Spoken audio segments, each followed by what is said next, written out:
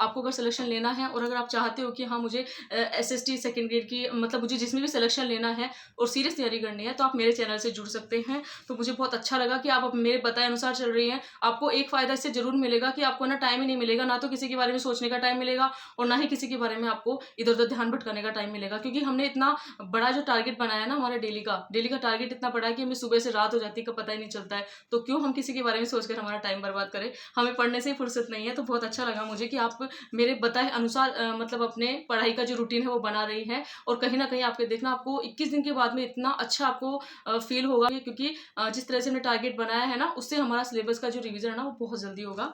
तो thank you so much, आपको मेरे वीडियो देखने से ही इतनी ज़्यादा मोटिवेशन मिली। मैम आप बहुत अच्छे हो, आप कौन से राजपूत हो? मेरा नाम है रतन राठौड़ और गाँव है मेरा डीडवाना, कुचामन, क्योंकि पहले नागौर जिला आता था, अब जिले बदल गए हैं तो डीडवाना, कुचामन। सिस्टर मॉर्निंग में लाइव आ जाया करो, ये बात तो मुझे बहुत अच्छी लगी है, लेकिन आज आपको मैं एक मेरा माइनस पॉइंट बताती हूँ।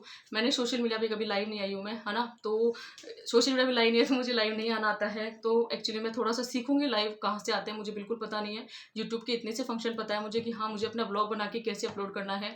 मुझे लाइव आना भी नहीं आता है। अब आपको क्या पता कुछ ऐसे एस्पिरेंट होंगे जिनको हँसी आ रही होगी, लेकिन रियलिटी बता रही हूँ आपको, मुझे लाइव आना नहीं आता है। मैं कभी भी लाइव नहीं आई हूँ। मैं कोशिश करूँगी पहले तो सीखने की कि हाँ, लाइव किस तरह से आते हैं। उसके बाद में बिल्कुल कोशिश करूँगी कि हाँ, सुबह हम लाइव जब भी हम पढ़ें, रात को लेट तक पढ़ें तब भी लाइव आना चाहिए हमें और सुबह पढ़ें तब भी लाइव आना चाहिए। आपकी बात बिल्कुल सही है, तो कहीं न कहीं मैं इस बारे में बिल्कुल सोचूँगी। दीदी आपकी बातें समझ में आती है, थैंक यू सो मच। नहीं मुझे तो लगता था कि मैं इतना जल्दी बोलती हूँ, मेरी बातें किसी को समझ में नहीं आती होंगी। फर्स्ट पेपर का टारगेट भी बताया करो, फर्स्ट पेपर का टारगेट भी बताया है मैंने। अभी आपको फर्स्ट पेपर की 5 बुक साथ में लेकर चलनी है, उसके बाद में मैं आपको और बता दूँगी, लेकिन अभी एक बार वो 5 बुक है जो तो आप कंप्लीट कीजिए, उससे आपको इतना पॉजिटिव रिजल्ट मिलेगा कि कहीं न कहीं आपकी 80-90 नंबर की तैयारी हो जाएगी उससे और आपको पता भी नहीं चलेगा। जो 5 बुक हमने उठाई है ना, उनको तो एक बार आप कंप्लीट करो जीके फर्स्ट पेपर में, जो मैं बता रही हूँ आपको, क्योंकि अब ज़रूरी नहीं है हम सारे सिलेबस को, किताबों को इकट्ठा हमारे आस-पास रख लें, उनको भर लें और उनको देख के हमारा जी ज़्यादा घबराएगा, हम पढ़ नहीं पाएँगे। इससे अच्छा तो ये रहती है हम टुकड़ों में मतलब अपने सिलेबस को बाँट लें, हमारी बुक्स को बाँट लें। हमारे पास में भले से 20-25 बुक है, लेकिन हमें क्या करना है, अभी सिर्फ 5 बुक उठानी है जीके फर्स्ट पेपर की भी। और जीके फर्स्ट पेपर में देखो, राजस्थान की बुक हो, राजस्थान की हिस्ट्री, राजस्थान की आर्ट एंड कल्चर, राजस्थान की पॉलिटी, राजस्थान की करंट अफेयर्स, साइकोलॉजी, ये 6 बुक है जो आपको साथ में उठाकर चलनी है। बस यही कहना चाहती हूँ आपको। मैं भी इन्हीं बुक को साथ में लेकर चल रही हूँ अभी। मेरा कोई जीके फर्स्ट पेपर का सिलेबस पूरा नहीं हुआ है और यही उम्मीद करती हूँ कि आप भी GK first paper, second paper दोनों के साथ में तैयारी कर रहे होंगे। तो कहीं न कहीं हमें थोड़ा-सा समझ में आने की ज़रूरत है कि चलो ठीक है, अभी हम इतनी बुक को तो एक बार कंप्लीट करें। हो सकता है हमारे मतलब इतनी जो हमारी जो बुक है, ये जो हमने 5 या 6 बुक उठाई है, इनको तो हम कंप्लीट करें, इनके ऑब्जेक्टिव क्वेश्चंस भी करें, इनके मतलब मॉडल टेस्ट पेपर भी दें, इनके क्वेश्चंस भी हम अटेंड करें, चिंतन मनन करें, इनके बारे में सोचें, इनका बार-बार रिवीजन करें। उसके बाद में हम अगली बुक उठाएँगे और आप टेंशन ना लें, हम सारे सिलेबस को कवर करने की कोशिश करेंगे।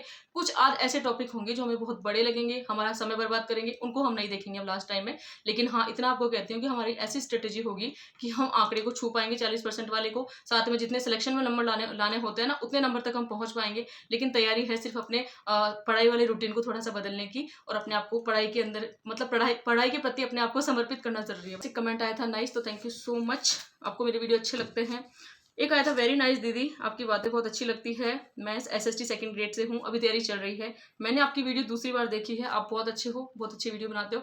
Thank you so much. आप सभी का मोटिवेशन है ना, आप सभी की जो कमेंट्स है, वो मुझे भी कहीं न कहीं मोटिवेट कर रही है, आपको कहना चाहूँगी। और ऐसा ही होता है जब भी हम तैयारी करते हैं ना, खुद को बहुत ज़्यादा अकेला महसूस करते हैं, उसी दौरान कोई ऐसा इंसान मिल जाए कि हाँ, जिससे हमारी जो तैयारी है या मेरी हमारी कंसिस्टेंसी है वो बनी रहे। जैसे भी व्लॉग के प्रति कंसिस्टेंसी बनी हुई है, तो आप मेरा इतना सपोर्ट करते हो, आप मुझे, मैं जो कुछ क्वेश्चन पूछती हूँ आप भी मुझे रिप्लाई करते हो, मैं भी आपकी बातों का रिप्लाई करती हूँ। कहीं न कहीं एक हमारा व्यवहार सा बन गया है और मैं चाहती हूँ हमारा एक परिवार सा बन गया है और मैं चाहती हूँ हमारा जो परिवार है ना, वो इसी तरह से इसमें ऐसे एस्पिरेंट हो जो कि सीरियस तैयारी करते हो, कभी तैयारी ना छोड़े, जिनके मन में कभी निराशा का भाव ना हो, जो फालतू के तनाव में ना रहे और सिर्फ कंटिन्यू अपनी तैयारी करते रहे, वो भी हँसी-खुशी से, एन्जॉय के साथ में। ऐसे नहीं कि हम टेंशन कर रहे हैं फिर पढ़ाई करे जा रहे हैं, टेंशन हमारे सिर पे आ गई है। आज है हमारे टारगेट का डे 4, तो बस इसी तरह से हमें हमारे टारगेट को पूरा करते जाना है। हमारे जो भी हमने टारगेट बनाए हैं डेली में, वो कंप्लीट करने हैं। अभी मत घबराओ कि हम 10 बुक को एक साथ लेकर चल रहे हैं, हमारे लिए बहुत बड़ा टारगेट है ये, आपको ऐसा लग रहा होगा, क्योंकि 10 बुक में हम अगर डेली के एक-एक टॉपिक भी पढ़ते हैं ना, तो हमारे 10 टॉपिक होते हैं और डेली के 2-2 टॉपिक पढ़ते हैं तो 20 टॉपिक होते हैं। इस तरह से टॉपिक को हमें तैयार करना है, हमारी बुक्स को भी हमें पढ़ना है, हमें उन नंबर को भी प्राप्त करना है कि जो हमें सिलेक्शन का आधार बन सके, हमारे लिए, इतने नंबर तक तो पहुँचना ही है ना हमें, तो इतनी ज़्यादा मेहनत हमें करनी है। और सबसे बड़ी बात है कि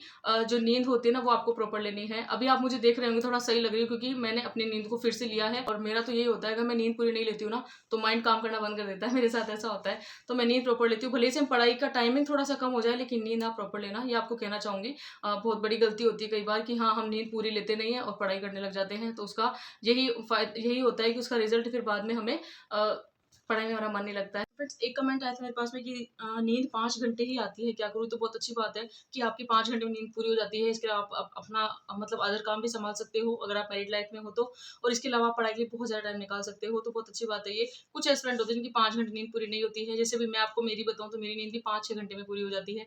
बस इससे ज़्यादा कभी नींद ली ही नहीं है मैंने, और मुझे आदत भी नहीं है। जैसे कि मैंने आपको बताया था, मैं दिन में सोने की आदत भी नहीं है मुझे, ना मैं दिन में सोती हूँ।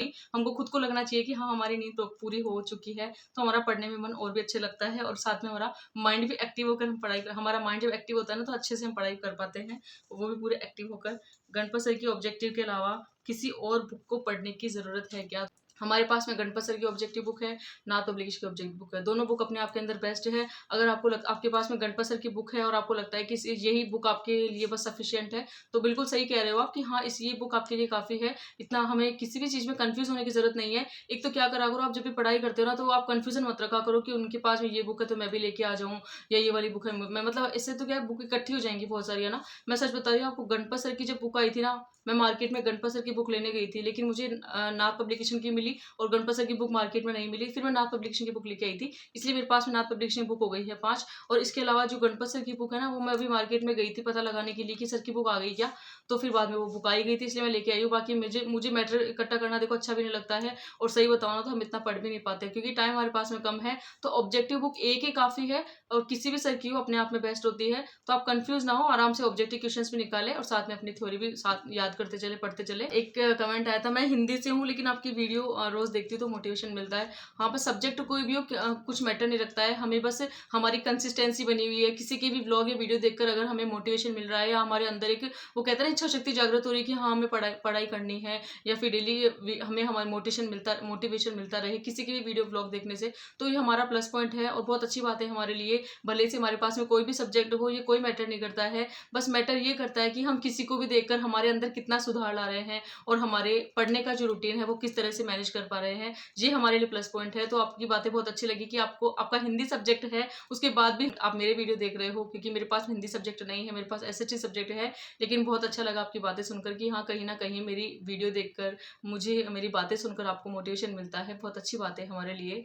तो फ्रेंड्स, इसी तरह से आपको मैं देना चाहती हूँ नाथ पब्लिकेशन की जो बुक मैं लेके आई हूँ, उनका सॉरी गणपत सर की जो बुक है ऑब्जेक्टिव, उनका बुक रिव्यू कमेंट आया था दी, उनके 8 सब्जेक्ट हैं, तो एक बार आप गणपत सर की जो बुक है उनका मुझे रिव्यू जरूर देना। तो बस आप एक प्रॉमिस करना आज मुझसे कि मैं आपको आज गणपत सर की जो बुक है मेरे पास में उनका बुक रिव्यू दे देती हूँ, फिर नाथ पब्लिकेशन जो 5 बुक है उनका बुक रिव्यू दे देती हूँ, है ना, एक वीडियो के अंदर। उसके बाद में आप प्रॉमिस करना कि आपके माइंड में कोई कंफ्यूजन नहीं होगा, आपको जो बेटर लगे ना बुक आप लेके आइए और उनके ऑब्जेक्टिव क्वेश्चंस करने लग जाइए धीरे धीरे। जिससे क्या होगा, 2 महीने में हमारे ऑब्जेक्टिव क्वेश्चंस भी होते रहेंगे, साथ में हमारी थ्योरी भी होती रहेगी। नहीं है, कंफ्यूज होकर कभी पढ़ाई नहीं होती है। हमारे पास जो मैटर होता है ना, उस पर हमें थोड़ा सा विश्वास करना चाहिए। ये तो मैं बुक लेके आई इसलिए आपको दिखा रही हूँ, लेकिन अगर मेरे पास बुक नहीं होती तो मैं क्या ही बताती आपको। तो जो बुक है मेरे पास मैं आपको बता रही हूँ, लेकिन मेरे बुक बताने का मतलब ये नहीं है कि मैं आपको कंफ्यूज करूँ या फिर आप टेंशन में हो फालतू की, मैं ऐसा कुछ नहीं करना है। एक बात हमेशा ध्यान रखना, हमारे पास जो मैटर होता है ना उस पर बहुत विश्वास रखा करो। आपने मुझे देखा होगा, मुझे ना बहुत ज़्यादा विश्वास है अपने मैटर पे। बस मुझे तो ऐसा लगता है कि जितने भी एग्जाम में क्वेश्चन बनेंगे ना वो सब इन्हीं बुक से बनेंगे, पता नहीं मुझे ऐसा क्यों लगता है। तो आपको मैं मेरी थिंकिंग बता रही हूँ, इसीलिए मैं आपको शेयर कर रही हूँ कि बिल्कुल रिलैक्स होकर हमें तैयारी करनी है। एग्जाम भले से हमारे सर पे ही क्यों ना हो, हम तो उतने घंटे निकाल पाएंगे ना जितने निकाल पा रहे हैं। और जिसे चोरी करके मैंने देख, सर का फॉर्मूला है 8-8-8 वाला, वो हमारे बेटर है। सर ने तो 8 घंटे की नींद बताई थी, जबकि हम तो 5-6 घंटे की नींद ले पाते हैं, मुश्किल से 5 घंटे की नींद ही पूरी होती है हमारी तो। और इसके अलावा सर ने 8-8 का जो फॉर्मूला बताया था ना, उस पर मैं आज भी चल रही हूँ और मुझे चलना ही है उस फॉर्मूले पे। तो इसके बारे में भी आपको कभी किसी और दिन बातें शेयर करूंगी इस बारे में कि हम किस तरह से हमारे पूरे दिन को मैनेज कर सकते हैं या फिर पढ़ाई के लिए टाइम निकाल सकते हैं। वैसे तो बस अभी इस टाइम यही कहना चाहूंगी कि हमारे एग्जाम का टाइम है, शांति का माहौल है, आसपास कहीं जाने की जरूरत नहीं है, सिर्फ हमें हमारी पढ़ाई पर ध्यान देना है, हमारे सिलेबस को कंप्लीट करते जाना है, हमने जो डेली टारगेट बनाए हैं उनको पूरा करना है। और टारगेट भी ऐसे बड़े होने चाहिए कि रात हो जाए उनको पूरा करते करते, और उसमें भी फिर कुछ बच जाए जो हम नेक्स्ट डे कर पाए, इस तरह से टारगेट होने चाहिए। उससे बहुत ज़्यादा हमें प्रॉफिट होने वाला है। मेरे बैक इस फ़ोन का बैक कैमरा बहुत ख़राब है, लेकिन मैं आपको कोशिश करूँगी बताने यानी कि ये वरिष्ठ अध्यापक सर की बुक है। 2000 इसमें क्वेश्चंस है, पूरे 8 सब्जेक्ट हैं इसमें, और गणपत सिंह की सर राजपुरी सर की बुक है। तो आपको सबसे पहले मैं आपको दिखाना चाहती हूँ इसका इंडेक्स, जो कि आप देख सकते हैं। भूगोल, अर्थशास्त्र, इतिहास, राजनीतिक विज्ञान, लोक प्रशासन, समाजशास्त्र, दर्शन शास्त्र, शिक्षण विधियाँ। देखो जैसे कि आप बात करें भूगोल की, उसमें 70 पेज हैं, अर्थशास्त्र में भी 70 से 121 तक पेज हैं। इस तरह से आप पेजों की संख्या देख सकते हैं कि इसमें कितना क्या मैटर है। और सर भी बहुत अच्छे से टॉपिक वगैरह क्लियर कराते हैं। आपने कभी इन सर की क्लासें देखी होगी।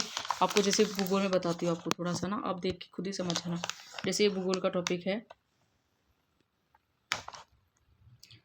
120 किलोमीटर की ऊंचाई पर ऑक्सीजन की मात्रा नगण्य हो जाती है। कार्बन डाइऑक्साइड पृथ्वी की सतह से 90 किलोमीटर की ऊंचाई तक पाई जाती है।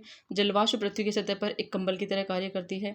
स्ट्रेटोस्फीयर की मोटाई विषुवत रेखीय वृत्त की तुलना ध्रुवीय भागों से अधिक होती है। धूल कणों के चयनात्मक प्रकीर्णन के कारण आकाश का रंग नीला और केसरिया आभा दिखाई देती है। इसमें बोल रहे हैं कि असत्य कथन की पहचान कीजिए। तो इन्होंने बता रखा है इनमें से कोई भी असत्य नहीं है, मतलब ये सारी बातें सत्य है। अब देखो सर ने ये सारी बातें इसमें लिख रखी है ना, हर एक टॉपिक कितने अच्छे से क्लियर है। फिर उसके बाद इसकी व्याख्या भी कर रखी है कि पृथ्वी की सतह से ऊंचाई की ओर जाने पर वायुमंडल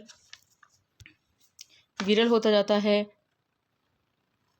पृथ्वी की गुरुत्वाकर्षण निचला वायुमंडल सघन होता है। जैसे पृथ्वी सतह से 120 मीटर ऊंचाई पर ऑक्सीजन की मात्रा नगण्य, 90 किलोमीटर ऊंचाई पर CO2 जलांश की मात्रा नगण्य, फिर वायुमंडल द्रव्यमान का 75%, खुद जलांश का 99%। मतलब मैं आपको कहना चाह रही हूँ क्वेश्चन भी इतने अच्छे से दे रखे हैं जैसे एग्जाम में आते हैं। फिर व्याख्या दे रखी है। अब जैसे यहाँ पे छोटा सा क्वेश्चन है कि निम्नलिखित में से कौन सी गैस अपरिवर्तनशील है। फिर सर ने बताया यहाँ पे ऑर्गन, लेकिन इसमें सर ने पूरा बता रखा है सक्रिय गैसें कौन सी है, असक्रिय गैसें कौन सी है, अपरिवर्तनशील कौन सी है, परिवर्तनशील कौन सी है। फिर आप क्वेश्चन की आप देख लीजिए लैंग्वेज, इस तरह से हमारे क्वेश्चन आते हैं ना, उसी तरह से पैटर्न पे बना रखी है।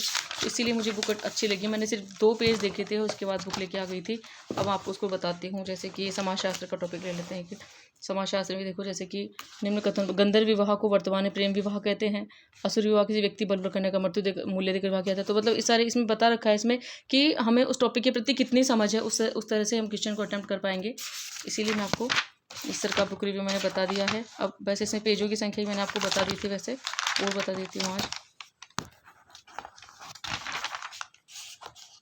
इसमें पेजों की संख्या है 346, और सर की बुक आई थी मेरे 370 रुपये में लेके आई थी मैं। तो इस पर 399 लिखा हुआ है। तो अब आप देख सकते हैं ये वाली बुक है, सर की बुक है। तो बस अब इस बुक को हमें धीरे धीरे कंप्लीट करना है और अपनी समझ बढ़ानी है प्रश्नों के प्रति, कैसे क्या समझ आते हैं।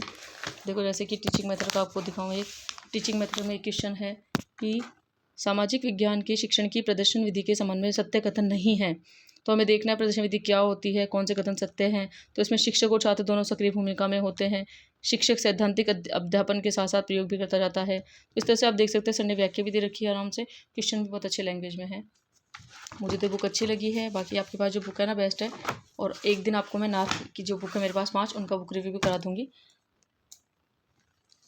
तो फ्रेंड्स अब कंफ्यूज मत हो ना आप, जो आपके पास है बुक है ना वो बेस्ट है। आप सोच रहे हो कि ये बुक ही बहुत है क्या? हाँ ये बुक बहुत है।